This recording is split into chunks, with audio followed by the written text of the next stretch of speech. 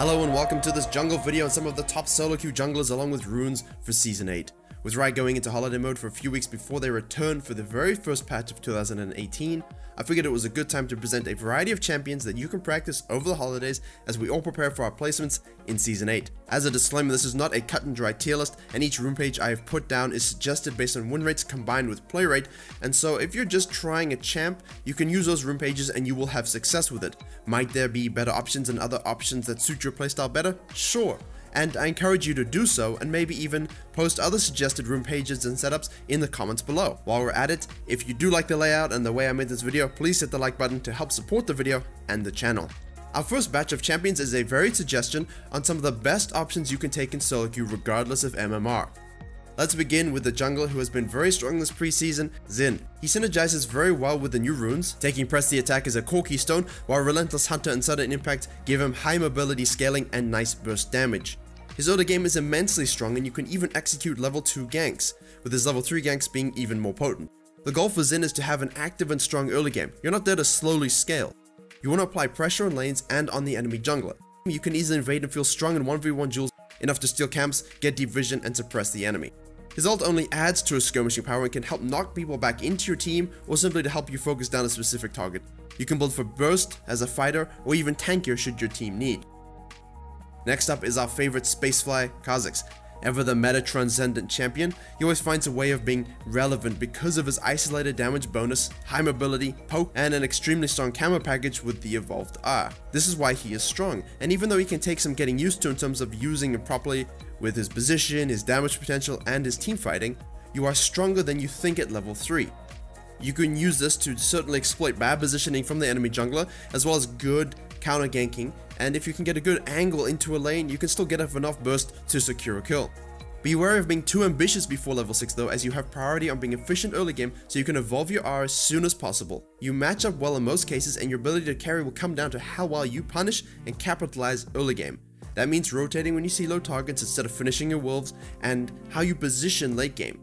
Make sure that you use your speed and ult to take out priority targets throughout the mid game with splitter from the team, and in a 5v5, ensure that you are moving in and out and waiting for the opportunity to get resets.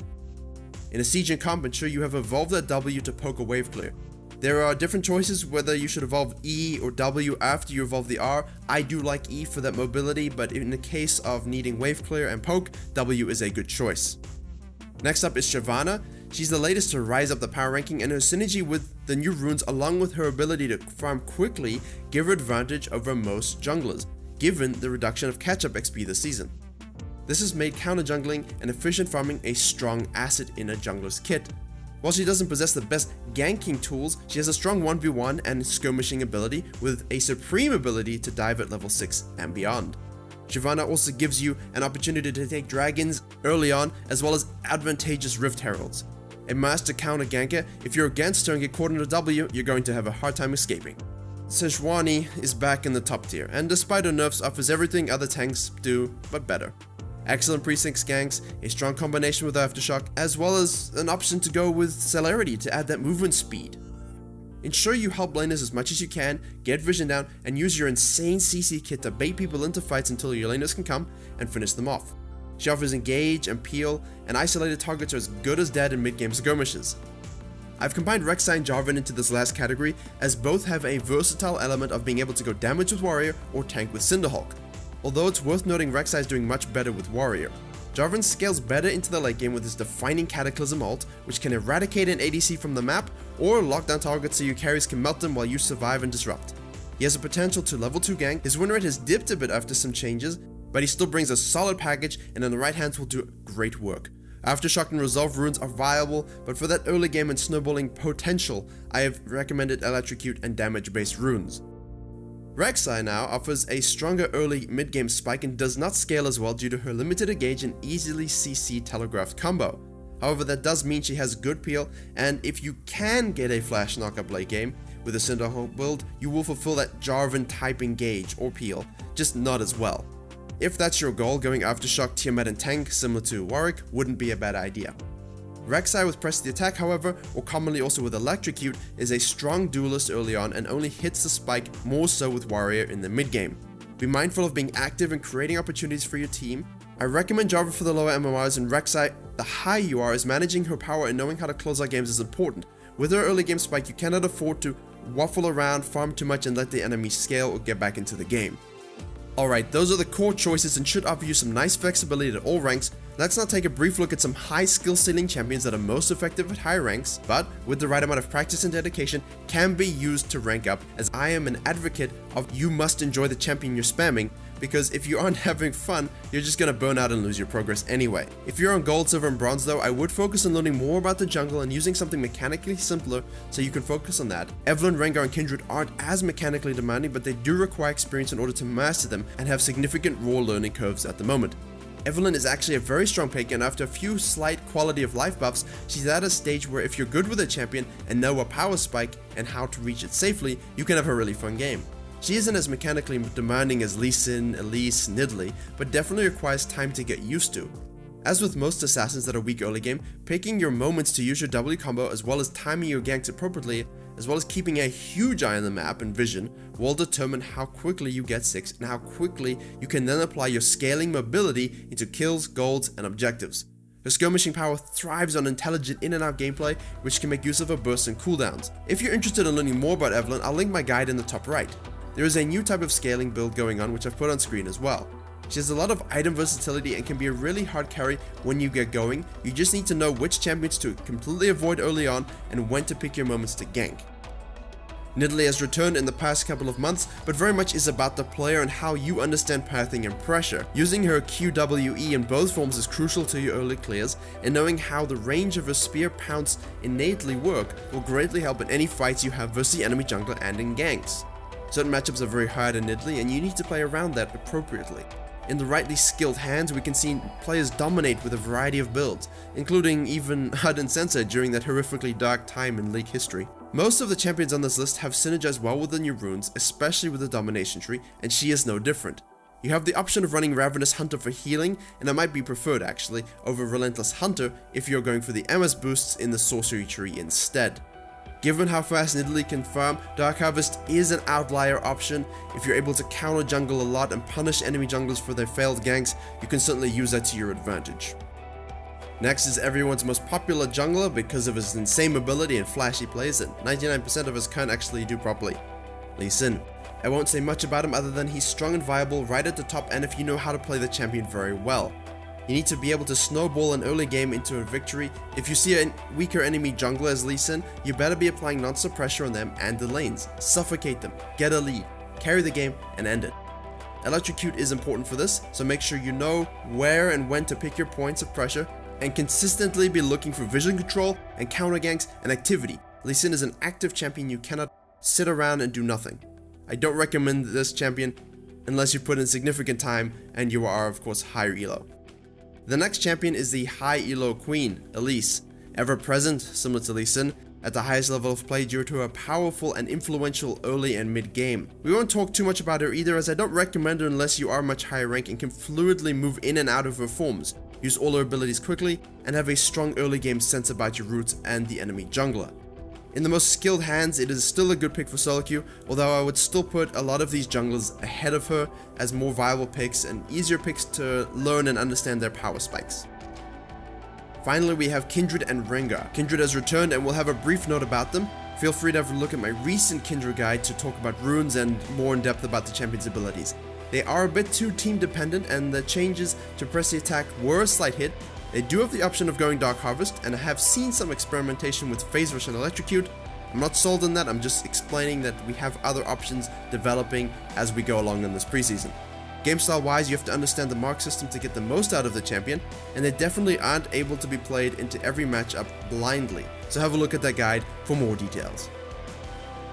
Rengar is a tougher nut to crack. He's still a solid pick, but if your sole goal is to rank up, the first bunch of champions are all better picks, as well as Evelynn for sure. Electrocute is best on him, but he can work with Dark Harvest. I just feel that added early burst is crucial due to the fact that he has natural built-in scaling and early game junglers will outperform him. Ideally, you want to have a smooth and fast level 6 rush, but you won't always be allowed this freedom. Completing your skirmishes and then rushing Duskblade before Warrior is typical now, as it lets Rengar have an earlier raw power spike with his ultimate.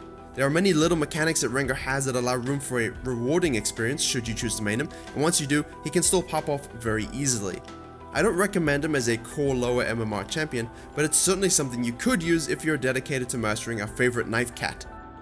Alright, this leads us to the final page where we have some strong champions and low MMR stompers, and also those who didn't quite fit into the top tier or high school section. Rammus obviously isn't intended to be a high school champion, and despite his very high win rates recently, is not too hard to play against, but this requires all laners and junglers to be aware of these things called wards, I think? Despite his 15% attack speed nerfs, the synergy he has with Aftershock, his mobility, and his taunt allow him to have a strong and fast early gank kit, especially against the unaware and against laners without dashes or CC. If a team is lazy with vision, you can consistently exploit that. Late game, you also have the option of going ham and taunting a carry. You can also peel and taunt any divers that may be trying to take out your ADC, and this can be infuriating for a squishy assassin who thinks they're about to burst out the enemy and you simply force them to attack you while they die. His single target CC and the fact that with CC you can keep him at bay mean he is flash and vision reliant, and it's also why Sejuani is still a much better all-round tank and pick for ranked. Warwick, one of my top mains, is a great champion at any rank. He can move around the map with supreme speed, has a devastating ultimate, and his damage reduction and fear can really be used well by experienced Warwick players. Make sure you're rushing Tiamat for early game clear speeds and be wary of anything occurring on the map with how fast you can rotate. In terms of runes, Warwick is best suited to press the attack, and despite trying Predator a few times, I think that the rune requires a lot of time and learning to understand how to use it most effectively, and the other options on the precision tree suit Warwick very well. The secondary tree is where you have a few options for Warwick. You can use Resolve for some tankiness, Sorcery for some more speed and an ultimate cooldown, or more commonly the Domination tree for added scaling movement speed and a lethality burst on your ultimate, which will help when you are building tanky. The safest and most reliable option is still press the attack, but the domination tree as a primary with precision tree as a secondary is certainly viable. Please experiment and see what feels best in the last few weeks of the preseason. Press the attack just synergizes very well with his attack speed and his auto-attacking based gameplay, and I think it's the most consistent and easy option for us all to take at this point in time. Right, the most popular jungler besides Lee Sin, Kayn. Kayn struggles pre-transformation and it feels somewhat lackluster, let's be honest, but we're all here because of the transformations. For Rast, he may have received a little bit of a buff in the last patch, and we'll have to see how that plays out in a few weeks, but if you're ahead, you should be even more irritating to deal with. Rast brings a fighter style and can still irritate and frustrate backlines with his interrupt on the W and his ability to heal up. For this reason, Ravenous Hunter is a solid choice, along with adding some added damage and scaling with the precision tree. My recent guide will be linked in the top corner for Blue Kayn, however you can actually use a precision tree also with him. Blue Kayn works very well with a standard assassination tree of domination and sorcery, with that movement speed boost from Relentless Hunter as well as celerity. Do experiment though and see what options might work for you instead of something like Ultimate Hap. You could take Water Walking for example, and you could also use Precision if you feel that suits you a little bit better. Dark Harvest is more viable in Kayn in mid MMRs given how freely you should be able to farm up and counter gank with that strong mobility. It can take some time to fully learn and understand all three versions of Kayn, so despite his popularity, wouldn't recommend this over options like Warwick and Jax and so on for those looking to learn and improve in the jungle role. On that end, Udyr is mentioned here only because there's been a lot of talk about him recently, and he has many keystone options, and enough games with almost all of them to register on stat sites. If you're looking to learn how to burn the gates down, you all know where to go, and so I won't be suggesting a rune page, but press the attack is the most used.